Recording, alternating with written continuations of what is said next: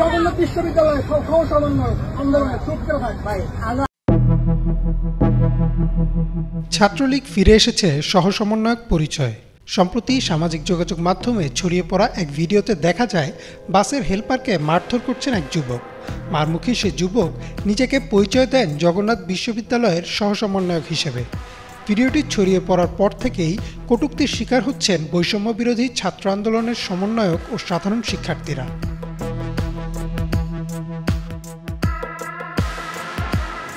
1 minute 7 সেকেন্ডের ভিডিওটিতে দেখা যাচ্ছে যুবকটি বাসের হেলপারের গালে একের পর এক চড় দিয়ে যাচ্ছেন।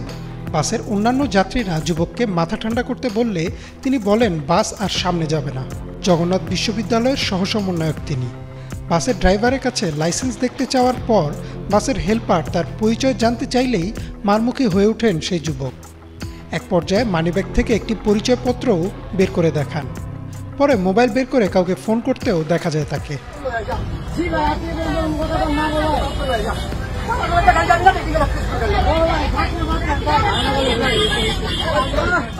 জানা যায় হেলপারকে মারধর করা এই যুবকের নাম তৌসিফ শাকিল।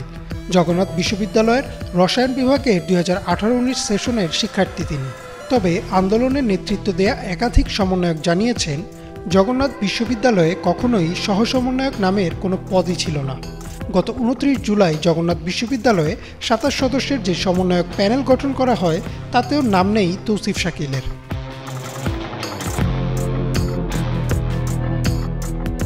অভিযোগ উঠেছে শাকিল জগন্নাথ বিশ্ববিদ্যালয়ের শাখা ছাত্রলীগের সাথে সরাসরি যুক্ত ছিলেন। সর্বশেষ ছাত্রলীগ পরিচয় ব্যবহার করে বিশ্ববিদ্যালয়ের উত্তরণ বাস কমিটির সহসভাপতির পদ দখল করে নেন। কিন্তু জুলাইয়ের ছাত্র আন্দোলনের বিরুদ্ধে অবস্থান নেয় তাকে উত্তরণ বাস থেকে অবাঞ্ছিত ঘোষণা করেন সাধারণ শিক্ষার্থীরা।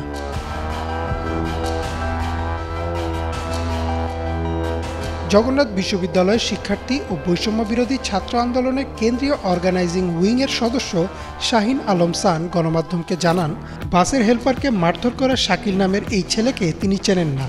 এই ঘটনায় জগন্নাথ বিশ্ববিদ্যালয় ও সাধারণ শিক্ষার্থীদের সুনাম ক্ষুণ্ণ হয়েছে। তিনি আরও জানান এই ছেলের বিরুদ্ধে অভিযোগ এসেছে যে তিনি নাকি ছাত্রলীগের কর্মী ছিলেন। তার বিরুদ্ধে দ্রুত ব্যবস্থা নেওয়া হবে এবং এমন ঘটনা কোনোভাবেই কাম্য নয় বলেও জানান সান।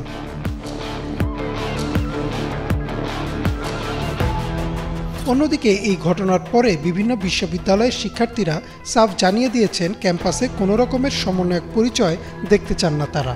নেটিজেনদের অনেকেই সামাজিক যোগাযোগ মাধ্যমে বলছেন সহসভাপতি থেকে সহ-সমন্বয়ক। এবার সমন্বয়ক পরিচয়ে ফিরে আসতে চাইছে ছাত্রলীগ। ইমরান মাহমুদ, বাংলা ভিশন।